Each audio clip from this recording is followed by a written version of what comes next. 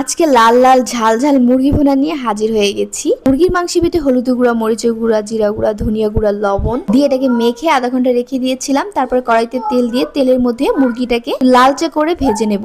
এই মুরগি মাংসটা ভেজে রান্না করলে অনেক মজা হয়, বিশেষ করে যারা একদম ভুনা ভুনা খেতে চান তাদের জন্য এই রেসিপিটা। মাংসটা তুলে নিয়ে আমি এখানে আলুগুলো একটু ভেজে নিচ্ছি। নিয়ে এখানে আমি গরম মশলা বেটে নিয়েছি। তেলের মধ্যে তেজপাতা ফোড়ন দিয়ে পেঁয়াজ দিয়েছি। একটা পেঁয়াজ কেটে দিয়ে এটা একটু ভেজে এখানে 2 চামচের মতো পেঁয়াজ বাটা দিয়ে একটু নেড়ে মিশিয়ে 1 চামচ রসুন বাটা, 1 চামচ আদা বাটা দিয়ে আর একটু মিশিয়ে নিয়ে এখানে গুঁড়া মশলা দিয়ে দিচ্ছি। 1 চামচ হলুদের গুঁড়া, 2 চামচ মরিচের গুঁড়া, 1 চামচ জিরা গুঁড়া, 1 চামচ ধনিয়া গুঁড়া দিয়ে এখানে বেটে রাখা গরম মশলাটা দিয়ে একটু মিশিয়ে নিচ্ছি। লবণ দিয়ে দিচ্ছি। দিয়ে এটাকে আর একটু মিশিয়ে পানি দিয়ে আবার কিছুক্ষণ কষাবো। কষিয়ে ভেজে রাখা ওই মাংসগুলো দিয়ে একটু ভালোভাবে আর একটু কষিয়ে নেব। আমি এখানে মুরগির পা পাখনাগুলো ভাজিনি, সেটা পরে দিয়ে এটাকে একটু কষিয়ে নেব। কষানো হয়ে গেলে আমি ঝোলের পানি দিয়ে এটাকে একদম ভুনা ভুনা করে নামিয়ে নেব। এই তো আমার মাংস রেডি রান্না করা।